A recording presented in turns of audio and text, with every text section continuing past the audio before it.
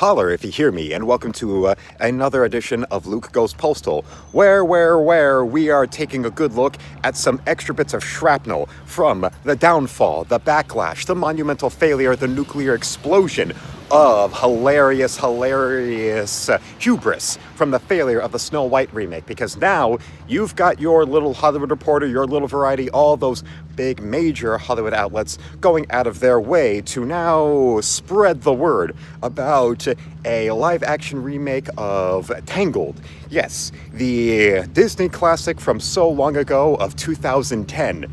There was a live-action remake plan, which is now going to be canceled. Yes, this is happening. This was about to happen. We also are now learning that in the same reports on this script was going to be written by the writer of Thor: Love and Thunder. Yes, Thor: Love and Thunder, or as I call it, Tessa Thompson getting way too much screen time because she's blowing Taika Waititi with Thor in it, on the side.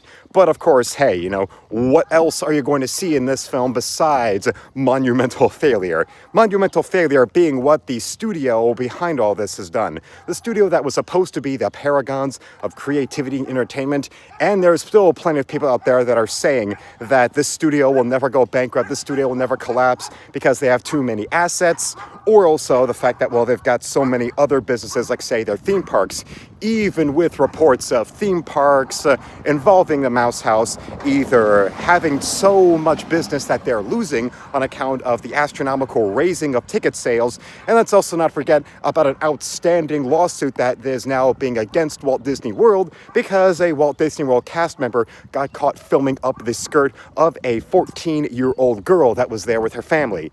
And majorly embarrassing or potentially embarrassing reports like that, depending on whether or not cable news reported. But considering that now we're living in a world where a 17-year-old white boy gets stabbed in the heart by Carmelo Anthony, yeah, probably now cable news, left-wing cable news, is going to be more likely to talk about that and talk about something negatively about what Disney is doing than to ever lay a hand on that kind of reporting.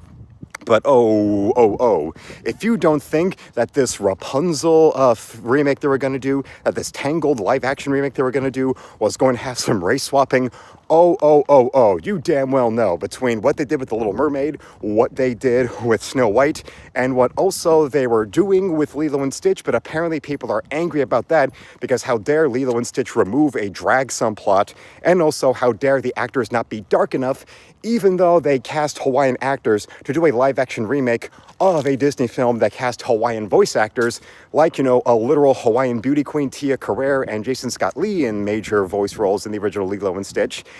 Of course, when you start to go and bend the knee and pander to these nutcases, these woke idiots, you're going to get nothing but further and further and further down the purity spiral. If anything, if you really wanted Disney to go and get any kind of major profits from the stupid decisions they've been making, what they really ought to be doing is having the purity spiral as a new attraction at all their parks. Disney World, Disneyland, Euro Disney, Tokyo Disney, get all of that up and running and moving and going. And that purity spiral will be one hell of a ride. It's been a makeshift ride, so why not go and make it a literal ride? Okay, just like make it a wild ride, because even Mr. Toad would be calling this a failure, and the succession of failure they've been going through one big wild ride. I mean, whoa. And well, let's just take one good long look at imagining what could have been.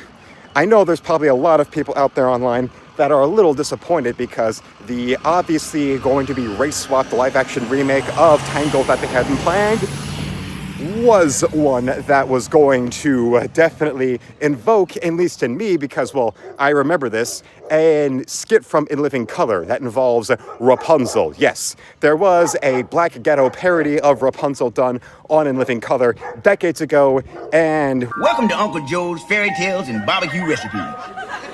Once upon a time, in a land not so far away, there lived a gal named Rapunzel. When it comes to present-day Disney remakes, nobody seems to know anything about what they're making.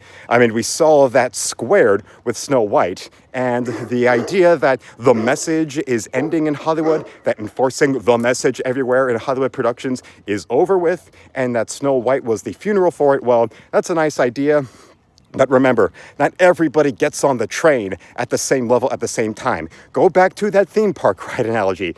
Not everybody gets on the ride at the same speed. You have only also so many seats on that one ride or another, so then you have to go and wait for that wave of people on that ride there, and then the rest have to go and get to the next wave or the next turn on the ride there. If you want to go to Space Mountain, there's, X amount of time to wait to get your turn on it.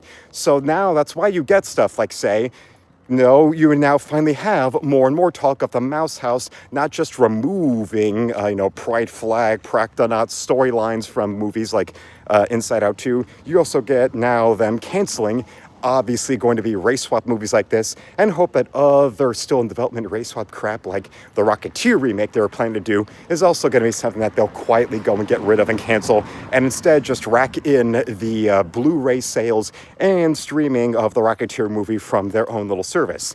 But also, you're going to take another look at things like, this Tangled remake being done and compare it to other studios that have been now trying to repent from all the failures and crap that they've been trying to do, that they have been trying to force on people. And, the first one to get on this ride of woke garbage was Sony with Ghostbusters 2016. So now it's a matter of what studio where is going to build up, going up to the peak of that crap, going down into the crash, and now getting on the next ride of reforming or the studio completely croaking. But now it seems that those frogs out there, all those hideous frogs they tried to kiss to make into a prince of social justice garbage, are just hideous frogs because woke people and their ideology are as ugly on the inside as on the outside. That's why narcissists like them have to cling to fairy stories about the beauty on the inside to try to convince themselves that they're so much better and so much more special and so much more important than the good-looking people, when really, no, they aren't. And they're now learning that lesson very, very much. The fact that we'd rather see Sydney Sweeney in a swimsuit in a romantic comedy about her going to a lesbian destination wedding than see any of the hideous, mutant, freakish garbage that they are making. And that's not my opinion. I know I'm right. So I want to thank you for watching. Subscribe to the channel, hit 10,000 subs, become a member today, and shop at my art store, the second link below, where you can buy my art or commission me, or you can go and donate. So until then, felines, slam it, lick it, suck it, and see you, Space Cowboy.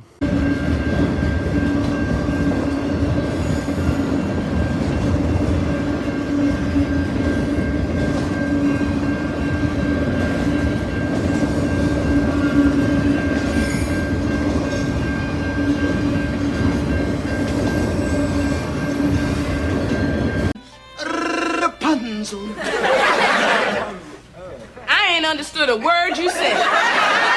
Rapunzel don't live here no more. She got evicted. Now, my name is Betwinda Malika Hightower Jr., and I'm on the cusp of Virgo. So why don't you just come on up here and bust that rescue move? Well, look here, baby.